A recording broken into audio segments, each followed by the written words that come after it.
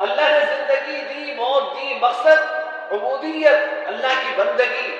मैं और आप अपना ये मकसद फरामोश कर गए और हमने, किसी ने कारोबार को जरूरत बनाया, किसी ने मुलाजमत को जरूरत बनाया, किसी ने बीवी बच्चों को जरूरत बनाया, किसी की जरूरत खाना ही है, उसने खाने को जरूरत बनाया।